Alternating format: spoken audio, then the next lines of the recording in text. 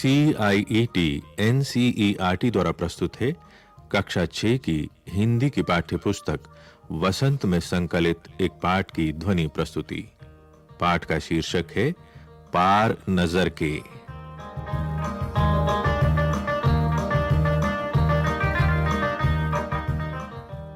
वो एक सुरंगनुमा रास्ता था।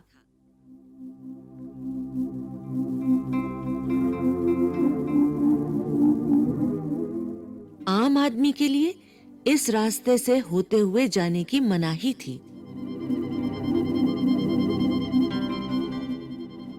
लेकिन छोटू ने एक दिन अपने पापा का सिक्योरिटी पास लिया और जा पहुंचा सुरंग में।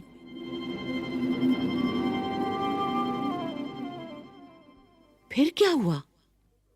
छोटू, कितनी बार कहा है तुमसे कि उस तरफ मत जाया करो। फिर पापा क्यों जाते हैं उस तरफ रोज-रोज? पापा को काम पे जाना होता है। रोजाना यही वार्तालाप हुआ करता था छोटू की माँ और छोटू के बीच। उस तरफ एक सुरंगनुमा रास्ता था और छोटू के पापा इसी सुरंग से होते हुए काम पर जाया करते थे। आम आदमी के लिए इस रास्ते से जाने की मनाही थी। चंद चुनिंदा लोग ही इस सुरंगनुमा रास्ते का इस्तेमाल कर सकते थे और छोटू के पापा इन्हीं चुनिंदा लोगों में से एक थे।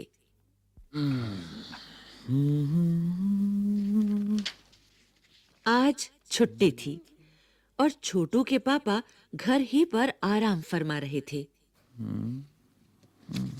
नजर बचाकर चोरी छिपे छोटू ने पापा का सिक्योरिटी पास हथिया ही लिया।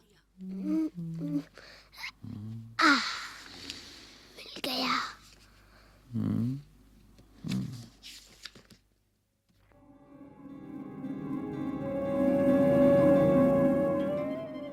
और चल दिया सुरंग की तरफ।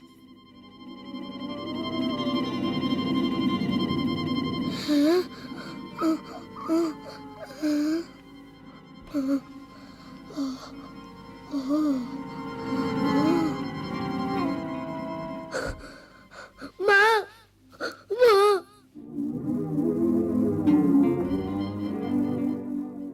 वैसे तो उनकी पूरी कॉलोनी ही जमीन के नीचे बसी थी। ये जो सुरंगनुमा रास्ता था, अंदर दिए जल रहे थे और प्रवेश करने से पहले एक बंद दरवाजे का सामना करना पड़ता था।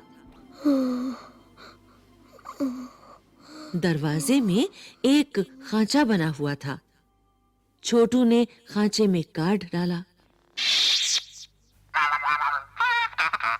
तुरंत दरवाजा खुल गया।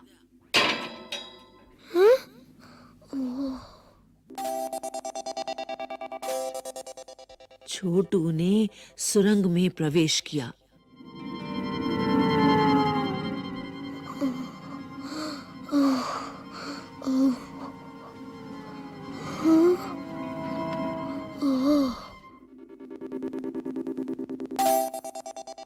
अंदर वाले खांचे में सिक्योरिटी पास आ पहुंचा था। उसे उठा लिया। कार्ड उठाते ही दरवाजा बंद हुआ।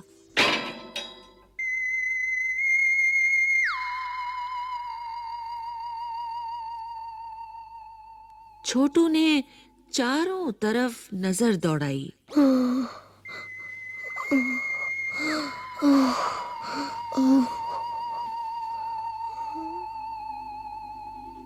सुरंगनुमा वो रास्ता ऊपर की तरफ जाता था, यानी जमीन के ऊपर का सफर कराने का मौका मिल गया था। मगर कहां, मौका हाथ लगते ही फिसल गया। सुरंग में जगह-जगह लगाए निरीक्षक यंत्रों की जानकारी छोटू को नहीं थी। मगर छोटू के प्रवेश करते ही पहले निरीक्षक यंत्र में संदेहास्पद स्थिति दर्शाने वाली हरकत हुई। इतने छोटे कद का व्यक्ति सुरंग में कैसे आया? इतने छोटे कद का व्यक्ति सुरंग में कैसे? इतने छोटे कद का व्यक्ति सुरंग में कैसे आया? दूसरे निरीक्षक यंत्र ने तुरंत छोटू की तस्वीर खींच ली। किसी एक नियंत्रण केंद्र में इस तस्वीर की जांच की गई और खतरे की सूचना दी गई।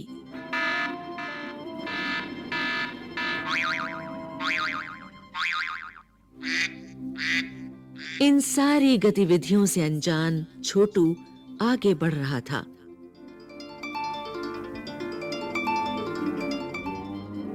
तभी जाने कहां से सिपाही दौड़े चले आए। अरे ये रहा वहां पर छोटू, पकड़ो, चलो आ जाओ। मुझे छोड़ दो, मुझे छोड़ दो, मुझे छोड़ दो।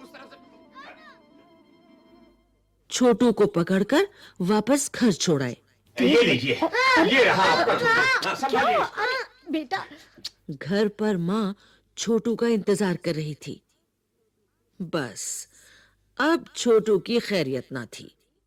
छोटू के पापा ना होते तो छोटू का बचना मुश्किल था। मैंने कितनी बार कहा है ना वहां नहीं जाया कर। छोड़ो भी, मैं इसे समझा दूंगा सब, फिर वो ऐसी गलती कभी नहीं करेगा। पापा ने छोटू को बचा लिया। बोले, छोटू, मैं जहां काम करता हूं ना, वो क्षेत्र जमीन से ऊपर है। आम आदमी वहां नहीं जा सकता, क्योंकि वहां के माहौल में जी ही नहीं सकता। तो फिर आप कैसे जाते हैं वहां? छोटू का सवाल लाजमी था।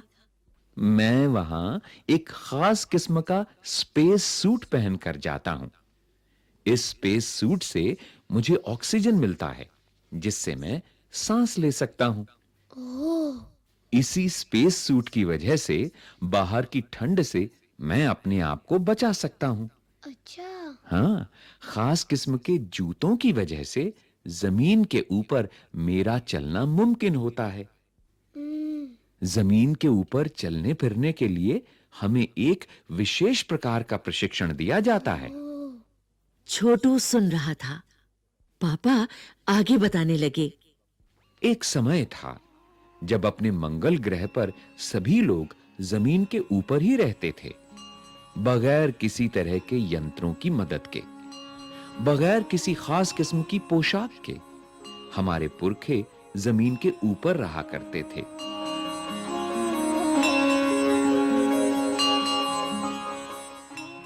लेकिन धीरे-धीरे वातावरण में परिवर्तन आने लगा। अच्छा। हाँ, कई तरह के जीव धरती पर रहा करते थे। एक के बाद एक सब मरने लगे। इस परिवर्तन की जड़ में था सूरज में हुआ परिवर्तन। सूरज से हमें रोशनी मिलती है, उष्णता मिलती है। इन्हीं तत्वों से जीवों का पोषण होता है। तो सूरज में परिवर्तन होते ही यहां का प्राकृतिक संतुलन बिगड़ गया। प्रकृति के बदले हुए रूप का सामना करने में यहां के पशु पक्षी, पेड़ पौधे, अन्य जीव अक्षम साबित हुए। केवल हमारे पूर्वजों ने ही इस स्थिति का सामना किया। अपने तकनीकी ज्ञान के आधार पर हमने जमीन के नीचे अपना घर बना लिया। जमीन के ऊपर लगे विभिन्न यंत्रों के सहारे हम सूर्य शक्ति, सूरज की रोशनी और गर्मी का इस्तेमाल करते आ रहे हैं। उन्हीं यंत्रों के सहारे हम यहां जमीन के नीचे जी रहे हैं। अच्छा। हाँ, यंत्र सुचारू रूप से चलते रहें, इसके लिए बड़ी सतर्कता बरतनी पड़ती है। मुझ जैसे कुछ चुनिंदा लोग इन्हीं यंत्रों का ध्यान रखते हैं। बड़ा हो जाऊंगा तो मैं भी यही काम करूंगा। छोटू ने अपनी मंशा जाहिर की। बिल्कुल, मगर उसके लिए खूब पढ़ना होगा। जी, माँ और पापा की बात सुननी होगी। है ना?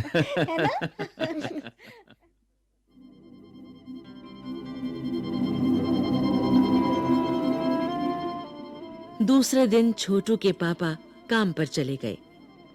देखा तो कंट्रोल रूम का वातावरण बदला बदला सा था।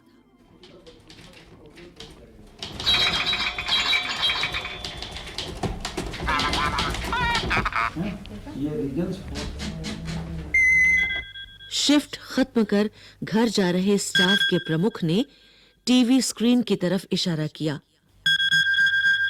ये सामने स्क्रीन पर छोटा सा बिंदु क्या है? मैं बताता हूं, आप भी देखिए। ये देखिए। स्क्रीन पर एक बिंदु झलक रहा था। वो बताने लगा, ये कोई आसमान का तारा नहीं है, क्योंकि कंप्यूटर से पता चल रहा है कि ये अपनी जगह अडिग नहीं रहा है। पिछले कुछ घंटों के दौरान इसने अपनी जगह बदली है। कंप्यूटर के अनुसार ये हमारी धरती की तरफ बढ़ता चला आ रहा है। अंतरिक्ष यान तो नहीं है? छोटू के पापा ने अपना संदेह प्रकट किया। संदेह हमें भी है। आप अब इस पर बराबर ध्यान रखिएगा। मैं चलता हूं। छोटू के पापा सोच में डूब गए। क्या सचमुच अंतरिक्ष यान होगा? कहां से आ रहा होगा? सौरमंडल में हमारी धरती के अलावा और कौन से ग्रह पर जीवों का अस्तित्व होगा? कैसे हो सकता है? और अगर होगा भी तो क्या इतनी प्रगति कर चुका होगा कि अंतरिक्ष यान छोड़ सके? वैसे तो हमारे पूर्वजों ने भी अंतरिक्ष यानों, उपग्रहों का प्रयोग किया था, मगर अब हमारे लिए ये असंभव है। उसके लिए आवश्यक मात्रा में ऊर्जा तो हो। काश इस नए मेहमान को नजदीक से देखा जा सकता। हाँ, अगर वो इसी तरफ आ रहा होगा तब तो ये संभव हो सकेगा। देखें।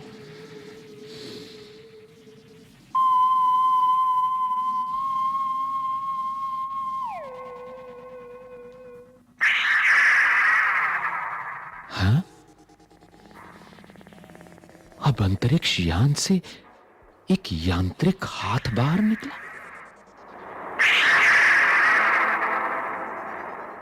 हर पल उसकी लंबाई बढ़ती ही जा रही है।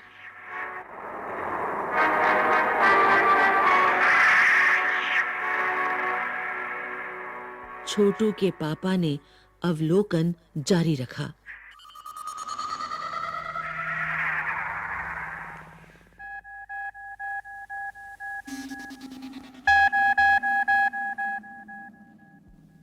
कॉलोनी की प्रबंध समिति की सभा बुलाई गई थी। अध्यक्ष भाषण दे रहे थे। अजीब सी बात देखी मैंने। अचानक स्क्रीन पर मैंने ये देखा कि उस अंतरिक्ष यान में से एक हाथ जैसी आकृति बाहर आई और फिर वो हाथ लगातार देखिए, लंबा होता चला गया। हाल ही में मिली जानकारी से पता चलता है कि 2 अंतरिक्ष यान हमारे मंगल ग्रह की तरफ बढ़ते चले आ रहे हैं। इनमें से एक अंतरिक्ष यान हमारे गिर्द चक्कर काट रहा है। कंप्यूटर के अनुसार ये अंतरिक्ष यान नजदीक के ही किसी ग्रह से छोड़े गए हैं। ऐसी हालत में हमें क्या करना चाहिए, इसकी कोई सुनिश्चित योजना बनानी जरूरी है। जी। नंबर 1, आपका क्या ख्याल है? कॉलोनी की सुरक्षा की पूरी जिम्मेदारी नंबर 1 पर थी। उन्होंने कुछ कागज समेटते हुए बोलना आरंभ किया। इन दोनों अंतरिक्ष यानों को जलाकर खाक कर देने की क्षमता हम रखते हैं। हाँ, ये बात तो है। मगर इससे हमें कोई जानकारी हासिल नहीं हो सकेगी। अंतरिक्ष यान बेकार कर जमीन पर उतरने पर मजबूर कर देने वाले यंत्र हमारे पास नहीं है। हालांकि अगर ये अंतरिक्ष यान खुद ब खुद जमीन पर उतरते हैं तो उन्हें बेकार कर देने की क्षमता हम में अवश्य है। मेरी जानकारी के अनुसार इन अंतरिक्ष यानों में सिर्फ यंत्र हैं, किसी तरह के जीव इनमें सवार नहीं है। नंबर 1 की बात सही लगती है। हाँ, बात तो बिल्कुल सही है उनकी। नंबर 2 एक वैज्ञानिक थे। वे बोले, हालांकि यंत्रों को बेकार कर देने में भी खतरा है। इनके बेकार होते ही दूसरे ग्रह के लोग हमारे बारे में जान जाएंगे। तो फिर क्या करें? इसलिए मेरी राय में हमें सिर्फ अवलोकन करते रहना चाहिए। जहां तक हो सके हमें अपने अस्तित्व को छिपाए ही रखना चाहिए, क्योंकि हो सकता है जिन लोगों ने अंतरिक्ष यान भेजे हैं वे कल को इनसे भी बड़े सक्षम अंतरिक्ष यान भेजें। हमें यहां का प्रबंध कुछ इस तरह रखना चाहिए जिससे इन यंत्रों को यह गलतफहमी हो कि इस जमीन पर कोई भी चीज इतनी महत्वपूर्ण नहीं है कि जिससे वे लाभ उठा सके। अध्यक्ष महोदय से मैं ये दरख्वास्त करता हूं कि इस तरह का प्रबंध हमारे यहां किया जाए।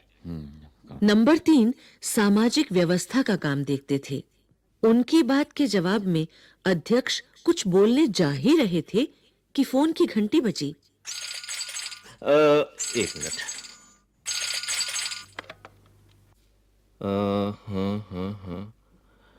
हाँ, ठीक है, ओके। भाइयों, अंतरिक्ष यान क्रमांक 1 हमारी जमीन पर उतर चुका है। क्या? अंतरिक्ष यान क्रमांक 1 उतर चुका है? हमें जल्दी कुछ करना होगा। आइए, आप मेरे साथ आइए। तो एक काम करते हैं, सबसे पहले दूर से उसका अवलोकन करते हैं। पहले ये देखते हैं कि उससे कोई बाहर तो नहीं निकल रहा। और अगर बाहर निकल रहा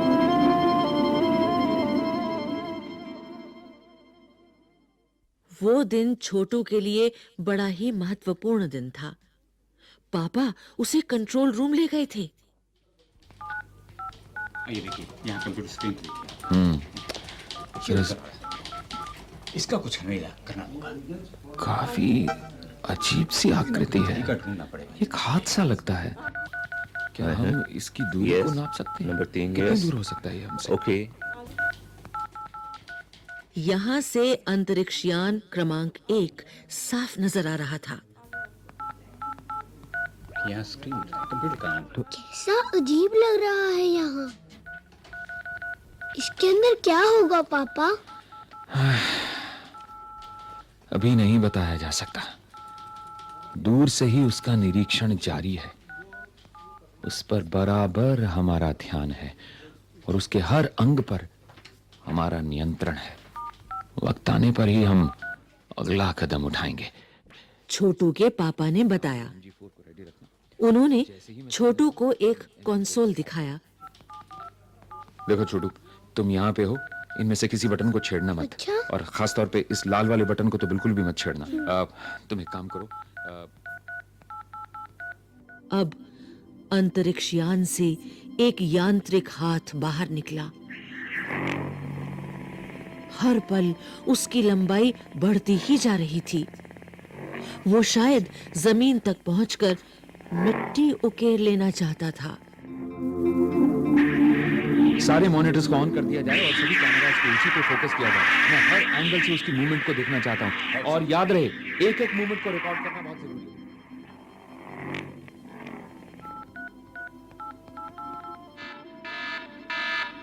सब लोग स्क्रीन पर दिखाई दे रही अंतरिक्ष यान की इस हरकत को ध्यान से देख रहे थे, सिवा एक के। उसका ध्यान कहीं और ही था। कैमरास को ऑन कर दो कितने और सारे सभी बटन मॉनिटर्स के हैं। ऊपर उसकी पिक्चर मैं देखना चाहता ये हूं। लाल वाला दबाता हूँ। छोटू का सारा ध्यान था कंसोल पैनल पर। कंसोल का एक बटन दबाने की अपनी इच्छा को वो रोक नहीं पाया। वो लाल लाल बटन उसे बरबस अपनी तरफ खींच रहा था। लाल वाला दबाता हूँ। छोड़ो, हटो यहाँ से। इस लाल वाले बटन को पूर्व में कर। और सहसा खतरे की घंटी बजी। सबकी निगाहें कंसोल की तरफ मुड़ी। पापा ने छोटू को अपनी तरफ खींचते हुए एक झापड़ रसीद कर दिया और लाल बटन को पूर्व स्थिति में ला रखा। इस लाल वाले बटन को पूर्व में कर। अरे ये क्या? सामने मॉनिटर को देखो। ये क्या दिखाई दे रहा है? वो हाथ अचानक रुक गया है। मगर उस तरफ अब अंतरिक्ष यान के उस यांत्रिक हाथ की हरकत सहसा रुक गई थी। ये फोकस करो उसी के ऊपर, या फिर ये यंत्र बेकार हो गया था। अब इस यंत्र के पास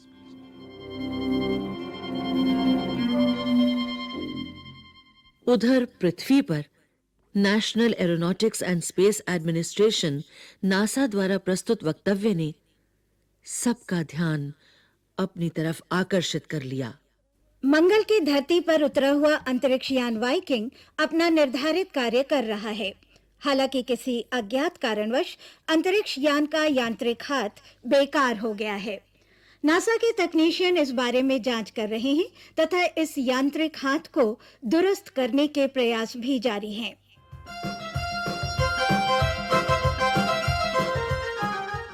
इसके कुछ ही दिनों बाद पृथ्वी के सभी प्रमुख अखबारों ने छापा। नासा के तकनीशियनों को रिमोट कंट्रोल के सहारे वाइकिंग को दुरुस्त करने में सफलता मिली है। यांत्रिक हाथ ने अब मंगल की मिट्टी के विभिन्न नमूने इकट्ठे करने का काम आरंभ कर दिया है।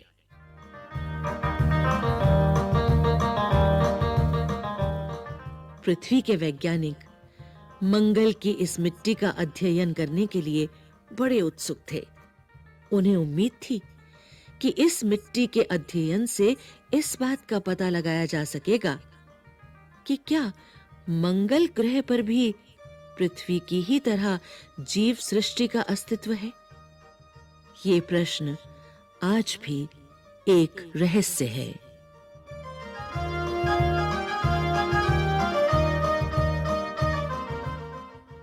पार नजर के अभी आप सुन रहे थे ये कार्यक्रम।